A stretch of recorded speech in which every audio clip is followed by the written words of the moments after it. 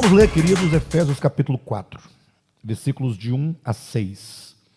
Rogo-vos, pois, eu, o prisioneiro no Senhor, que andeis de modo digno da vocação a que fostes chamados, com toda a humildade e mansidão, com longanimidade, suportando-vos uns aos outros em amor, esforçando-vos diligentemente por preservar a unidade do Espírito no vínculo da paz. Há somente um corpo e um só Espírito, como também fostes chamados numa só esperança da vossa vocação. Há um só Senhor, uma só fé, um só batismo, um só Deus e Pai de todos, o qual é sobre todos, age por meio de todos e está em todos. Amém? Na última mensagem, nós falamos aos irmãos que essa porção que introduz o capítulo 4 de Efésios, versículos de 1 a 6, que está aqui a introduzir a segunda parte da epístola. Efésios se divide em 3 capítulos iniciais e 3 últimos capítulos finais. São 6 capítulos no total, sendo que o capítulo 4 já é a segunda parte da epístola.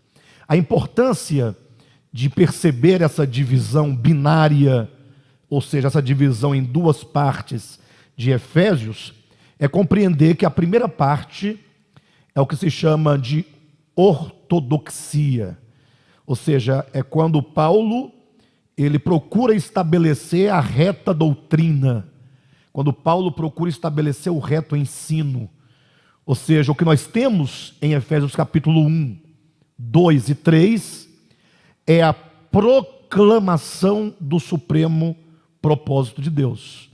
Ao se ler os capítulos 1, 2 e 3 de Efésios, tem-se a doutrina, tem-se a verdade do Evangelho estabelecida na forma doutrinária.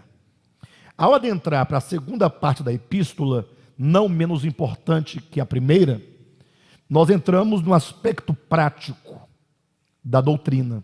Ou seja, aquilo que foi anunciado nos capítulos de 1 a 3, agora serão aplicados de maneira prática no viver humano, aqui nos capítulos 4, 5 e 6. Então esse é o primeiro ponto que nós devemos nos lembrar ao começar o estudo de hoje. Esses últimos 3 capítulos serão a aplicação do Evangelho.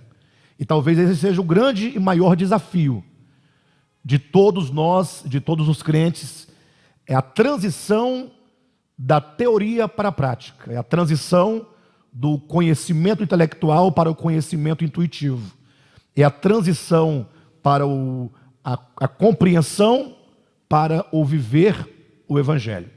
Bem, a segunda coisa importante a se perceber é que quando Paulo, nesses 3 últimos capítulos, na segunda parte, ele fala acerca da aplicação do Evangelho, ele vai estabelecer em cada um desses capítulos, capítulo 4, capítulo 5, capítulo 6, ele vai apresentar o que Deus deseja realizar pela prática do Evangelho. No capítulo 4 é como que ele dissesse, os irmãos verão isso em mensagens posteriores, como que ele dissesse, Deus quer gerar um corpo.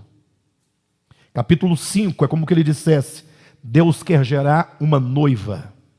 Capítulo 6 é como que ele dissesse, Deus quer gerar um exército.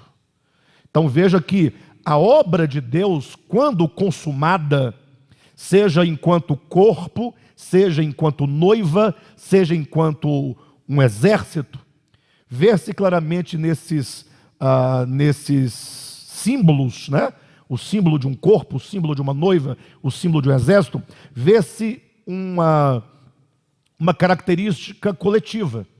Ou seja, nós vamos observar que o corpo, segundo o princípio divino da própria natureza e conforme o conceito bíblico, o corpo, ele é um ente coletivo.